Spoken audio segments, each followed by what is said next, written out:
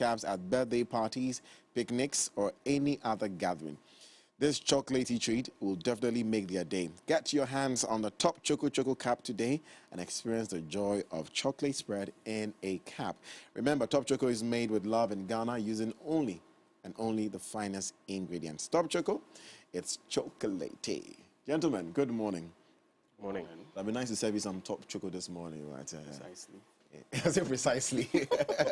Gentlemen, guys, I've enjoyed this morning, or we've been joined this morning by David Hughes. He's a former Nooks secretary to my immediate left. And then, of course, I'm a bit biased this morning because he's our friend in the incoming SRC, it's SRC, forgive me, Law School President, Gimpa, Sefa-Kissi, who's also a youth activist. Gentlemen, good morning.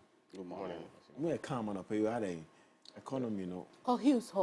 Yeah, it's been a smooth weekend, apart from the fact that Manchester United lost painfully. I'm actually taking solace in the fact that tonight Chelsea is going to lose. Yes. Wow. Yes. That's wow. Because you know why? I have suffered too much at the hands of Chelsea fans. No, but we were already on Yadafem. Yes. That is on the. You see, I'm in the same basket with you, but what you do to me, Charlie, and to say that, you know, City had their winning streak broken over the weekend. And Liverpool too. Yes, and Liverpool too. And you have these Chelsea fans pretending as though they can't see that. They haven't seen it. And everything, all the Arsenals are directed to Manchester United. You are mates, so you deal with your mates. Anyways, it's good to see you, David. Sefa, thank you. Ready for Friday? Yeah, very much. How's Friday coming up, though? We pray we have a very solemn Friday. Solemn. Very, very, very. I mean, election comes with heated, the anxiety and everything, but I believe. Come again? You're feeling some way? Not really, but I think the team Kissi has done a very good job for us too. But like they say, election, you don't rest until the last ballot has been counted. So yes, that's what we are waiting for. I know how you feel, trust me. I know how you feel very well. I wish you all the best. Thank you, Robert. Anyways, let's eat the food on the table. What has shocked you most in your political experience? That's a tough one. Is it? That's a tough one. Well, in recent times, it should be what's happening within the NPP, having Alan Martin breaking away and coming out to declare his intention of wanting to contest as an independent presidential candidate in the 2024 elections. Did you expect it? I expected that he would step out of the race, but I did not expect that he would communicate and convey to the people of Ghana that he was going to go independent in 2024. Okay. So that's been a bit of a shocker. Okay. To me, yes. Why not? He's young. He's young, energetic, has vision. You know, you don't think...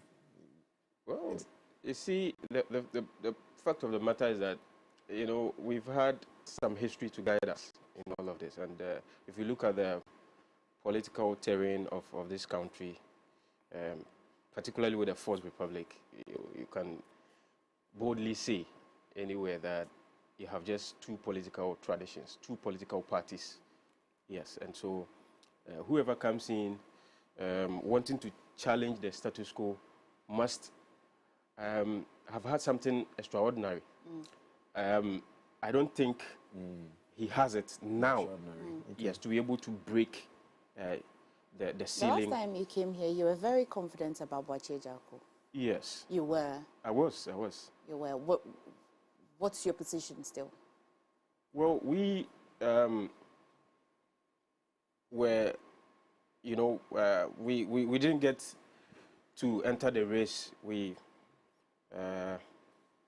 decided that, you know, he was going to stay off the race due to some decisions that had been taken by the National Executive Council. And at the extraordinary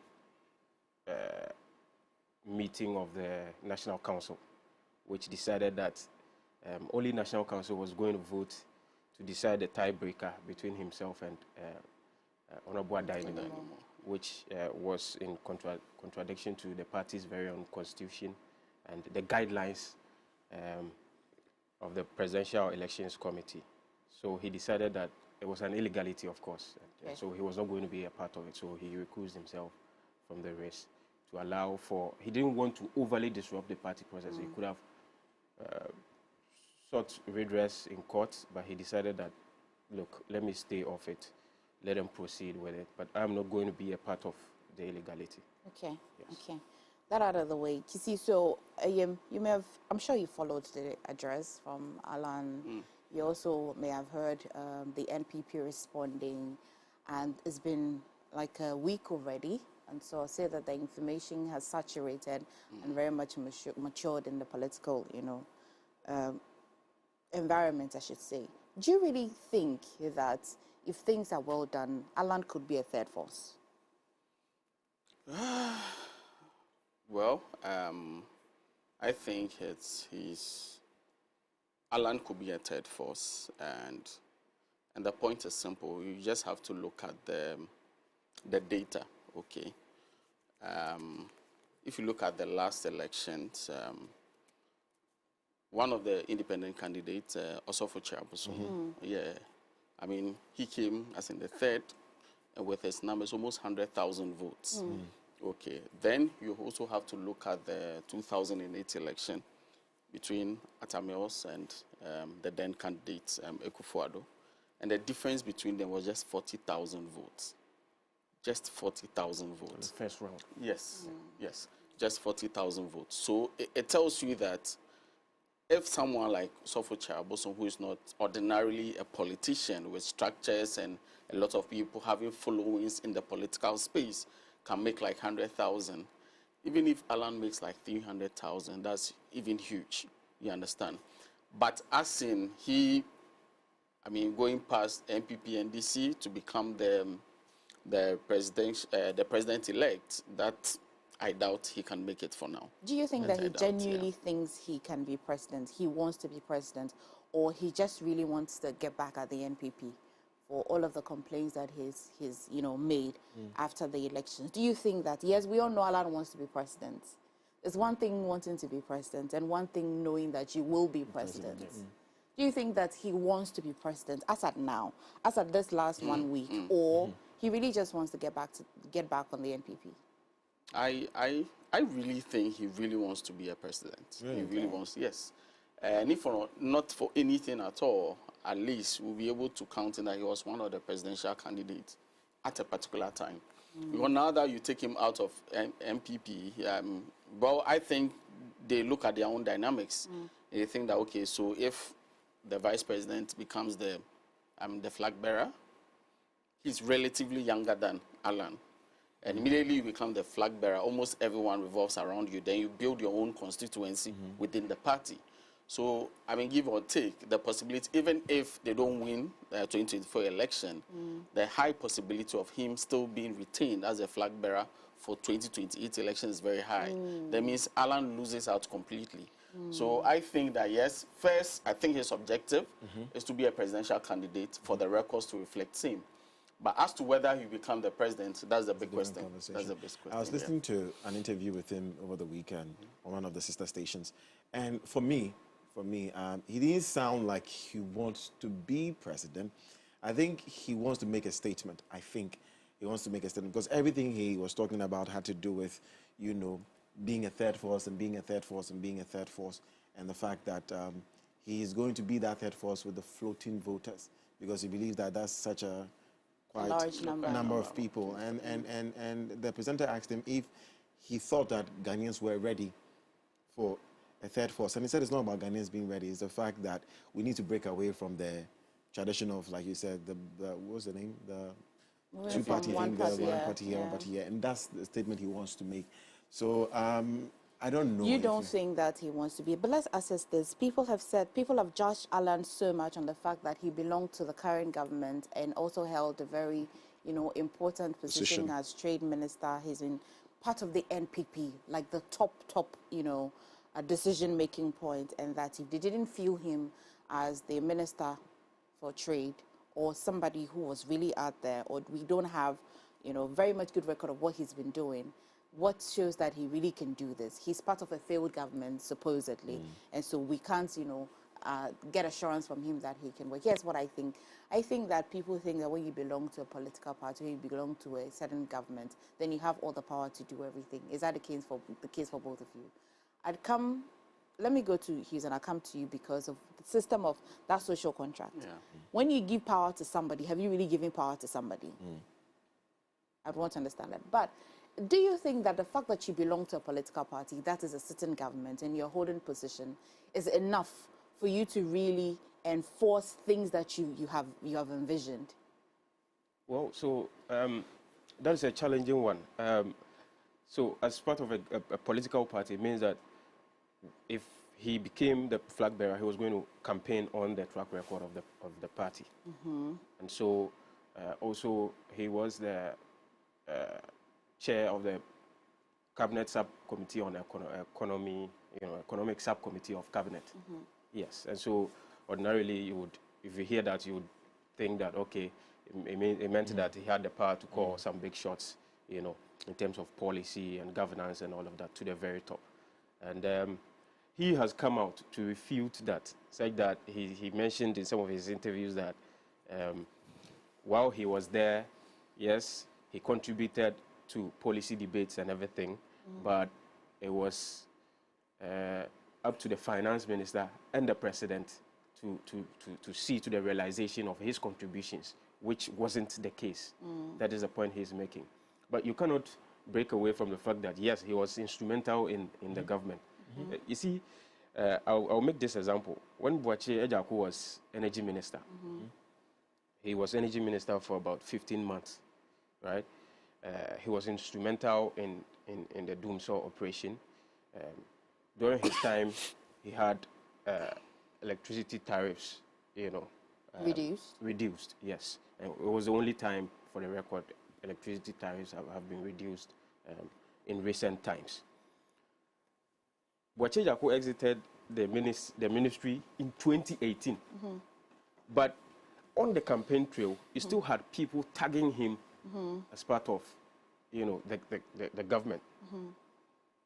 After the first term, in fact, he was just a few months into the first term and he was removed. But he still had that tag on him. It tells you that if you're part of a political party, no matter what you do, people are going to,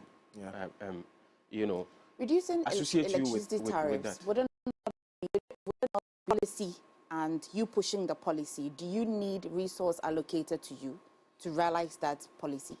No. He made his case at cabinet. Okay. So that you had, say, the traveling expenses and entertainment and whatever of the various agencies under the ministry, which came in, ECG, VRA and co, which came in to bloat the budget. So he sat down, did a cost-benefit analysis and reduced all of those. And you see, when ECG's budget is financed by us, the citizens, right? They run it through the tariffs. They pass it through the tariffs. So when he was able to identify all of those things and, cancel them out, it naturally reflected in a reduction of tariffs. I see the point you're making. I see the point you're making, but I still think that is quite a more easier route than the trade minister wanting to implement one district, one factory. That you really have to have money allocated to you, resources allocated to you.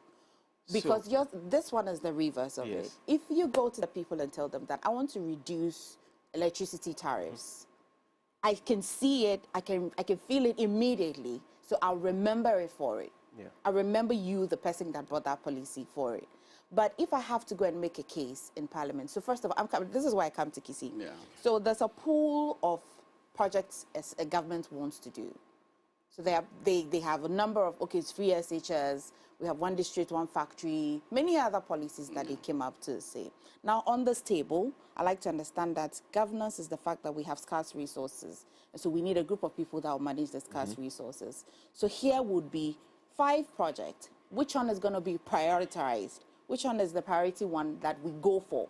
If I listen to Alan carefully, the import of the message I am getting is that, yes, we had the vision. I am part of that vision. But it was up to the leaders to decide which one is more priority. So, for example, you see that a lot of attention is given to free SHS. But you may not hear that, okay, well, you may see it in the budget and all of that, that, okay, this amount is supposed to be allocated for one district, one factory.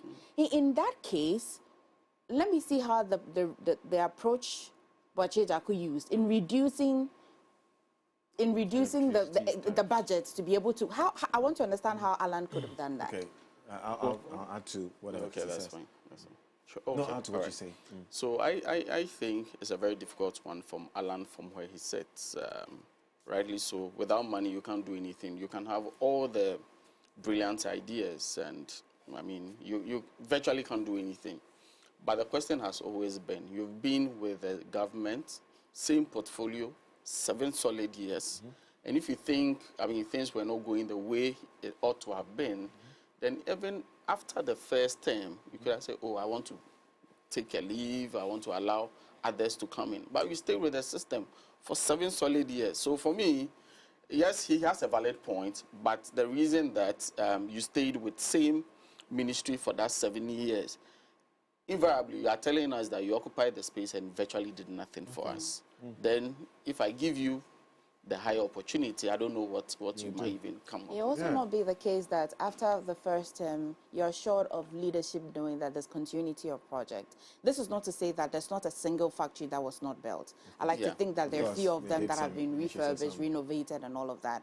And so that alone may give you have that. I'm not in his head, but if I were him, I'm going to think that, well, if I was able to do one, maybe if I stayed, I hanged in a little bit, maybe I'd get the needed resources to do the next one, And we also understand how there's the collectiveness of policy as a government, where though you're not happy with decisions, your stepping down is almost as though it's a stab in the back of the whole leadership.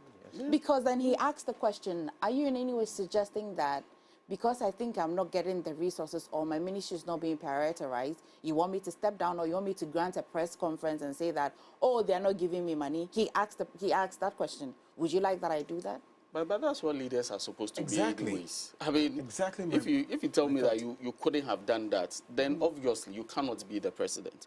Sometimes you have to call the shot and call the bluff of people. Like I'm saying, yes, sometimes within midstream you step in. That's what I'm saying, that the government ended with a 4-year mandate. After the 4-year mandate, you want to explore other areas. Then you quickly step aside.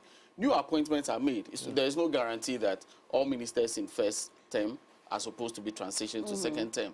So you could have had discussion with the powers that be, and they have nominated another person for that portfolio. You step aside, then you can make this argument. But if you stay with the system for 7 years until you wanted to contest for presidency, and now that you didn't get the chance, you are now telling us some of the challenges we are facing, then I'm sorry. To piggyback on what you just said, then any minister at all, after the 8 years, can say that I couldn't have done anything because I am not the president and my policies didn't go through, and everyone will give excuses. The fact is that as a leader, you are put in a certain position. Yes, you know, it's a body of people. But if you're going to finish your 8 years term and tell me that, oh, I couldn't do this and this and this and this because I was not the main guy, then you shouldn't be there. Then after the first time, like Kissi said, I think you should, you know what, disassociate yourself and say, I don't want to be a failure. I don't want to be tagged as a failure, that I couldn't do what I wanted to do. So let me try other things. Or stay and fight and make it happen. Exactly. You get it? Do we also think that do we also think that he really has failed in terms of trade minister? Because he hasn't. I want to remark on that. Yeah, he hasn't. I want to remark on that achievement. Now, you see, even after some time since he's left, right, you still have trade surpluses being recorded at the same ministry, right? You have, during his tenure, he made sure that all these automobile companies came in and established plants. Of course, they are contributing positively to the I mean, there's a conflict. That's arguably, you have about just on the car 70 people. That's arguable. For me, you have about 125 one district manufacturer. Yes, up and running various public, private partnerships and everything going on. I think the issue with Alan is not about his record at the Ministry of Trade and Industry. It is really about the economic fundamentals of the country. Yes. Our macros, right? If you were chair of the cabinet subcommittee, economic subcommittee of cabinet, it meant that you had a direct influence, right, on our macroeconomic policies. Just like the vice president. And the fiscal. EMT. Exactly. Okay. Yeah. Exactly. As for him, just like the vice president. Is the chair of the, he's the chair of the economic management team. Yeah. Yes. And so it is not to associate Alan's failure with his ministry, but the fact that the fundamentals of the country is now going through the roof.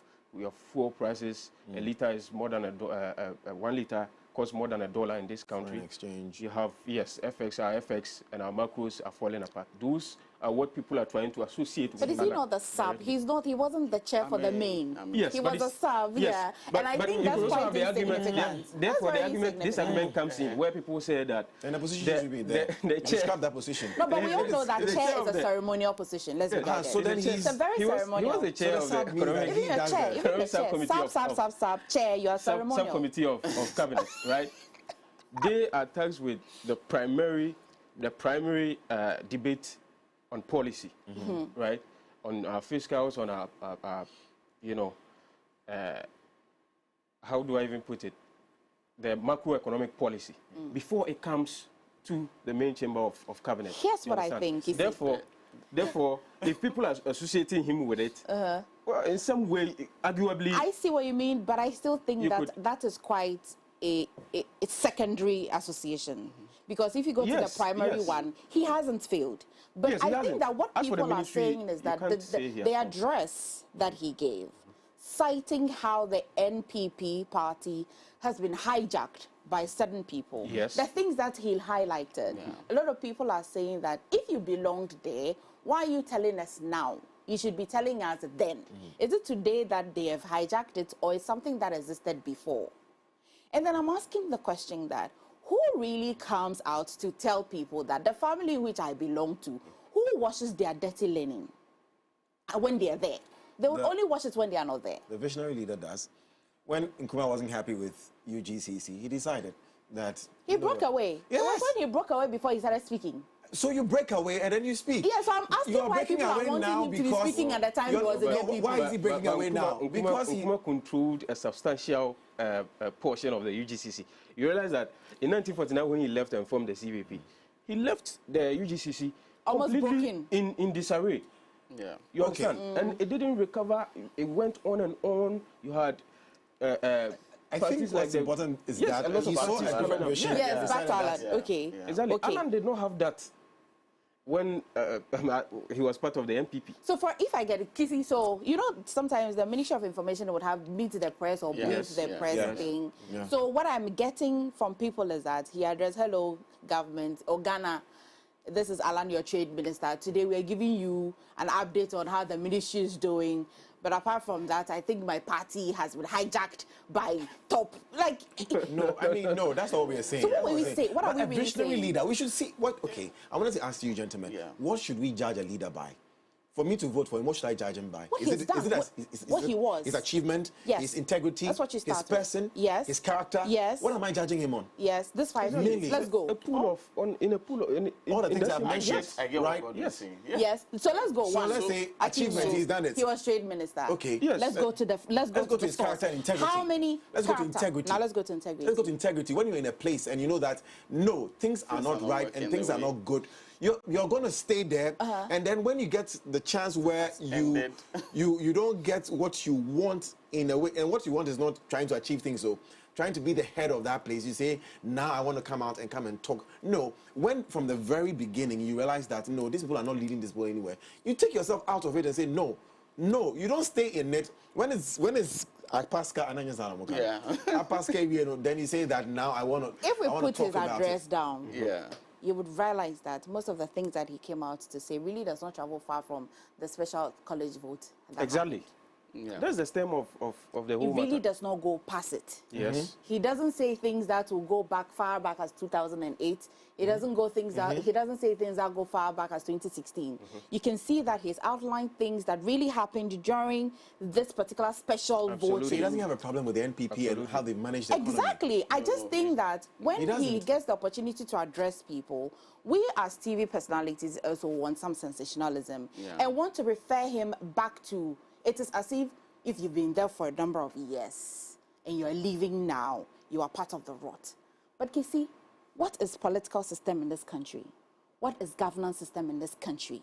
We all know that if you look at our political and governance system, even if you broke away, my little political science says that you need a party, Yes. you need your policy, and you need your person. So that call of Alan, okay, then come out of a long time ago.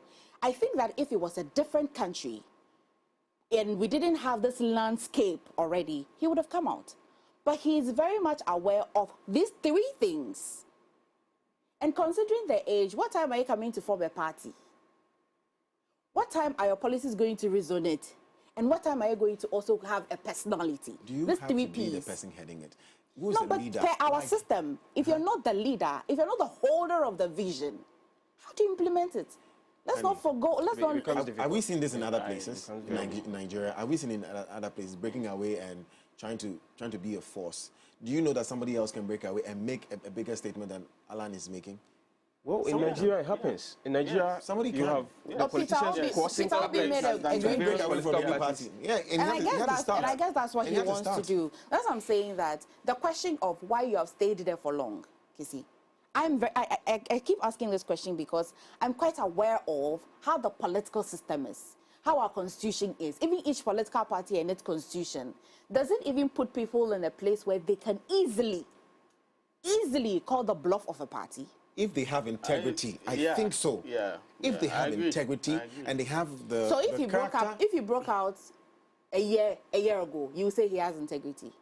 Or it is the 7 years he stayed in there, that's the Yes, problem. for me, you've been. So what many years I would have been integrity? I don't think Because it's you fair have to call 8 years. his integrity No, into I'm question. not questioning think so. I'm On not this questioning premise. integrity. On this I beg, premise, no, you know why? not for Alan. I'm not. Yes. We are talking generally. Yes. For a leader. No, let's Yes. talk about Not for- Alan. What I'm saying is that it will be unfair to call his integrity into question on this premise, because we may not have been aware of what his contributions have been. There are To call public into documents. Let me question find some one. of these. Yes, but National That's Council. what we're saying. That's what we're saying. We don't need to know what you are discussing. National I Council. don't need to know. National Council minutes. I'm not privy to it. You are not. We right? don't have to see Cabinet that. minutes. That's We are what not we're privy saying. to it. Question. You understand? She asked the question that So is it they possible are for not. somebody They are to- not public documents we could refer to. We don't You need get me? that. So he may be we don't doing- need that. You want to see the results of it. I mean, He could have been doing you have- a you lot push- in the background, No, hold on, which we ordinarily wouldn't know. Okay, let me ask this. A Do you lot think, about. Alan and Kennedy, who do you think appeals more to the young Exactly. people? Who do you think appeals to the young Appeals people? more to the The young people. Yeah. And it's sort of gathering. Well, we can't measure the numbers now because we don't have statistics, but genuinely, mean, Kennedy, on the I would say grounds, Kennedy. Why? I'd say Kennedy. Because Are he they tells judging you on as it achievements? is. Yes. Are they? What I say, Is he Kennedy appealing hasn't to the been people? in any, Good. Are they appealing to? leadership Is he position. appealing to the people because of his achievements? No. Why do you think he's appealing to the people? This person Well, is telling us that it may not just be the person. it's It may not just be the person. huge. What else- It could be else an is it? What influence else is it? of factors, Like- right? Including even his achievements, say in the private sector. Like what he has achieved as a Exactly. businessman. Yes, exactly. Yes. But genuinely, why are people appealing to? Why is he appealing to? What do you think? I think his person. I think his What else person. is it? Because the same thing you are what saying. else is it? Alan has been in the system 7 years. so many- Ken will speak. He will let you know that. So I'm for not, you, a person I that do not speaks agree. It's not is a just the person- person who speaks. Especially, no, not just speaking. Especially when you speaking. think you want to lead the people. Yes. And you've taken certain things. If you listen to his address, he tried to build a history right from the Congress at Legon, where he even had to be magnanimous enough to hand over power, so to speak, to Akufo-Addo. And he wanted them to also rally around him. And he realized that from that time, they've tried to build a strategy to take him out of the system. And he realized that this is not the ideals, the party that he signed on to. Yes. And you sign on to a party based on the ideals. Ideals, yes. You've been fighting from 2008 to 2023. Let's not forget that he's withdrawn before. But you came back because you thought he said that his grievances were to be addressed. So even granted, you come back again. You have 7 years out of 8 years. And you are telling me that the only time that you are speaking is when you try to be the lead, which didn't happen, and now you've broken away, and now you are speaking. I think that would be Kennedy unfair is still, on him. it was fair. Kennedy is still in the system. It will be unfair on him. Why? Do you know why? Because everybody as human beings would have their threshold, first of all. And he thinks that this special delegate conference that happened, not delegate, but the special electoral college that happened, is the straw that broke the camel's back. Even Kennedy speaking today is pointing to the party that he belongs to. But he's still and is calling the rot. Exactly. All right? Now, And Kennedy has always called the rot, by the way. Always. But go on. Did you see? Go on. Has always. He's always called the rot. Again, let's go back to how the governance system is done in this country. Kennedy has also held a ministerial position before. Absolutely. He's only been member of parliament. He's only been member of parliament. He's leading people. He's only been member of parliament. For about so you would almost 30 years. I agree. Very He's huge. only been member of parliament. And member of parliament ordinarily puts you in a position where you really can speak your mind. You know this. Absolutely. Because let's not take it that every political party member accepts the ideology or the policies or even the manifesto. Let's not take it like that. But the moment you have been appointed minister, you cannot tell me that as you come to MS24 here every day, you're happy with everything that happens. But you wake up and you sit on TV, right? Right? So the fact that he's not happy with certain things that happen was not really enough for him to want to come out. Let's not forget that he was going through a process, or call it out. Call it out and coming out, what is really the difference? But anyway, let's not forget that he was journeying. There's an accepted procedure to journey through a political party to the top. Yes.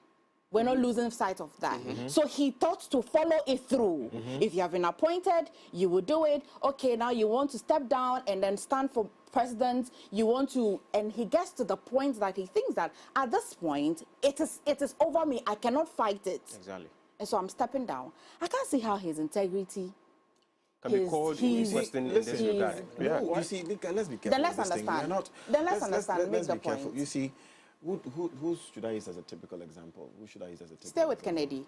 I mean, well, you've argued that Kennedy was not in government. Because the playing field must be the same. But you see, it's not about, you see, we're looking at, maybe it's the thinking now for me, that I'm looking at a leader, I'm not looking at a party, I'm looking at the person and what he's done, okay? I understand what you say. It's only fair to say that, Charlie, I'm tired. This is the straw that is breaking my back, so I'm not going to be part of this party again. Like you said, it's not the first time, not the second time. Let's use the MX example you cited. I can come here, if I'm not happy with the situations, I'll talk to the right people, the right courtesies. Internally, isn't it? Yes, it might not come out to the public. Thank you. Maybe he has called the right people and said, Charlie, I'm not happy about this. I'm not happy about it. But when it overs me, I will leave. Yes. You understand? Yes. It's okay, I'm done, I'll leave. And you're saying that this is the time that it has overed him. It's not true. So it's not true. You see, No. It's so unfair. Listen to him. The gentleman here says that he would express he's not happy. But until he leaves, he would take it that that's the straw that broke his back. That's not mean that he has not been happy all this while. If Godwin will leave, it means whatever he's discussing is very significant enough to make. They are saying things that minute, insignificant. Even though I complain about it's not done well, I can make do with it. I'll still be here. If I complain about something that can get me out, it means it's very significant. I don't need 7 years to push that. That's the point I'm saying. You don't need 7 years to push something. If you say you join the party because of the ideals, the ideologies, which have changed for 7 good years. The ideologies, that's the foundation why you join a party. It has changed for 7 good years. Please. Come on. If you say it has changed, because MFS said that he didn't mention anything, so I've not listened to the entire address. He didn't mention anything until the Special Delegates Congress. So I'm guessing that he's been happy with everything that is that not the case? Or if not happy,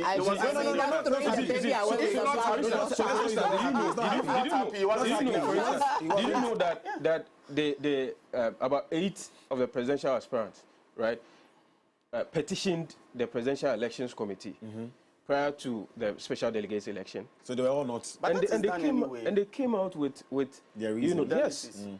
But they agreed later to the refined modalities. They met the party. You made your grievance. I'm saying anything that will let you leave on stage. They did not agree. They did not agree. They signed on to the process. They went for the election, and they went for the election. Then that's very dangerous. You may not have a full appreciation of what happened. Okay, you can make us understand. If Parliament passes a bill today, would you go into Parliament and say that even opposition members sanctioned that bill? This is not about. But at the end of the day, it's about the majority process. I see what you mean. It has no bearing. It has no bearing. I'm going to run for an election. I know the process. You tender in, and you still go in your petitions, right? Yeah. You catalog your grievances. And the party the National Council deliberates over it. And then they decide. Yes. And you know, and the majority carries the day. And you don't like it, then don't be a part of it. That's my point. You see, I think that politics is not really about only you. They're followers. Exactly. They're stakeholders in your political career. It's like you sitting here and Kissi receives a message from one person in his team, and he decides to announce here right now that you're stepping down. Do you know there are people that come and meet you over there? Because it's no longer about you only. I know. It's no longer about you only. You, when Bache stepped down, were you happy? I wasn't. Absolutely, I wasn't. But you're glad that he stepped down, right? Well, how would he be glad? I mean, but you respect him more for stepping down. I respect him for that. Yes, he wasn't going to be part of an election. I respect him more for stepping down. It's the same thing. No, it's not the same. If Bache Jaco had agreed and run by this revised system, and now he goes, he loses, now comes back to tell me that, oh, the process was against her. Your integrity is lost. I mean, there's no way that you agree with a system, go by it, and later when you finish, you come and tell us that. Bache Jaco did the honorable thing. Exactly. That, you know what? That's the difference. That's the difference here. Yes, that's the word he showed leadership. Thank you. By refraining from the process. That's all we're trying to say. Then his conclusion is enough. No. But Alan agreed. He was third on the ballot that day. And then what happened? And then they're waiting for fourth. And he outlined his grievances and said that these grievances have not... Referring to the election. Yes, or the one that is coming. No, the previous one. Listen, so you were voted. But you go through it. He did. First of all, when he went through it, despite him being not happy or not, he went through it. It is a system. You want to apply yourself to it. He's third. They were continuing to campaign. Yes. So you had 4th November and the grassroots person, this and that. At that time, we're told that he engaged the leadership of the party with these grievances. And he has said that these grievances were not addressed. Hence, he's stepping down. But he went through the process anyway. That's the point. So the process he's done. And he made it to fourth. He's done the first process. He's done the first process. We're okay. We voted, I'm third. But I'm saying that moving ahead to the fourth one, these are the things that I want addressed. I don't want to go through it. But it hasn't happened. 4th November hasn't come. No, but I mean, we can go through it. It's a process. Yes, but you give them a timeline. Ejaku wrote to them. They responded that we are still standing by it. So unless Alan points out to that, after the first election, these are the grievances I had. I've written to them. They said no. This is based on their response. I'm resigning. He didn't say anything of that sort. Are you serious? He didn't say anything of that sort. What did they say? He didn't say anything. So the NPP says that they think that they were resolving it. They didn't think that it was going to push him to the point where he would step down. But he says that his grievances have not been addressed. And so but they're resolving it, and we have a timeline. Unless you so this is how they'll be resolving it, and then he'll go to 4th November. No, so don't go through it. Wait, if they don't resolve it, don't go through it. You see, politics is not just about you. It's not just about you. It's just not about you. You say you have a problem. They are addressing it. It's not gotten there, and then you say you send them a reminder by maybe next week. In all of this, let us not lose sight of the fact that there are a lot of shenanigans and political gymnastics underpinning all of this. That will always be part of politics. Exactly, it's always part of politics. And so you cannot say that, okay, because party has also said that, oh, we were addressing it, then it meant that, oh, he could go back to bed and sleep and expect that everything was going to run smoothly. It affects his campaign, it affects everything he does, and it will not help me on the force. You've written to them, you want them to address. You think there's something like MFA said will affect your campaign, so you need timelines. Okay, by next week, can I get my feedback so that I know how to strategize? You send the communique out. Everybody is aware. You understand? It could not be this approach, sir, that he stayed in there for 7 years. That's what I'm saying. Could it not be? Could it not be? I think there's a straw that would always break your back. It's not everything that's... Of that sort, you just put in the public for I want public to take the consumption. mandate of the ordinary person. The ordinary person has to look at you and say, okay, I know that if I'm in a situation, this is the man that will fight heaven and earth to make things happen for me. What is he even fighting? But anyway. That is. Kissi is not a third force, it's a main force. Please, we're wrapping up. Sadly, we spent a lot of time on this one. So the Kolebu matter is still developing. So at some point, we're going to have that conversation. But let's steal some 30 seconds and give to Kissi. Okay, all right. Thank you very much. Good evening once again good morning, sorry. You've been addressing he's been addressing students, English students all the time. Yesterday we had a lengthy discussion with most of the people, and I'd like to say that Team Kissi is very grateful. We are very happy, and I'd like to extend my gratitude to my team who have worked tirelessly throughout, last semester to date. And I also want to say a big welcome again to the first year's level 100 evening. And like I assured them that their vote will be counted through this process. And I'm happy to announce to them that that has been achieved. I want everyone to come on board and let's put this agenda, the agenda called the Legacy Project. We've worked enough, and I very well believe that the relationship that we've established, leadership of the people, by the people, and for the people, Kissi is always the man of the people, and everyone has access to me. And I think that with a united front and a collective effort, the LSA will rise again. So thank you very much, and I'll see you on Friday, 6th October. Vote for number 3, Sefa-Kissi on the ballot box and ballot paper. Thank you so much, and God bless you all. Yeah, not my bad, of course. Thank you so much, gentlemen. Thank you. He's a top politician. He's a top politician. Which one is suit now? Exactly. David, thank you so much. Kissi, all the best. Okay. Thank you. All right, guys, it's more on the show this day.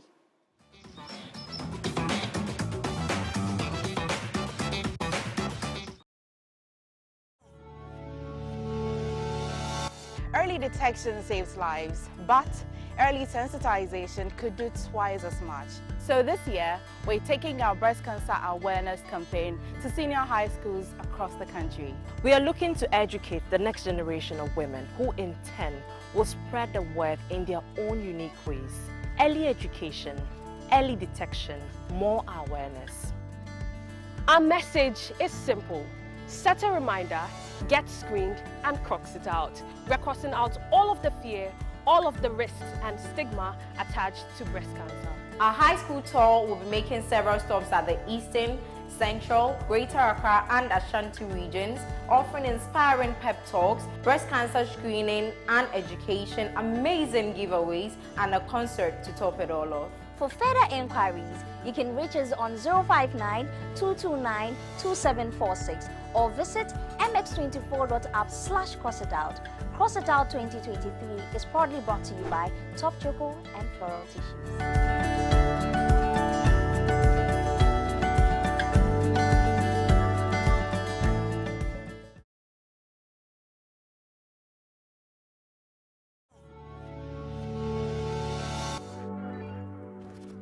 Visit www.mx24online.com for news, exclusive behind-the-scenes videos, up-to-the-minute sports updates, and the latest broken pen stories now. Experience more of MX24 Online. Visit mx24online.com today. MX24. Fun, fearless, and factual.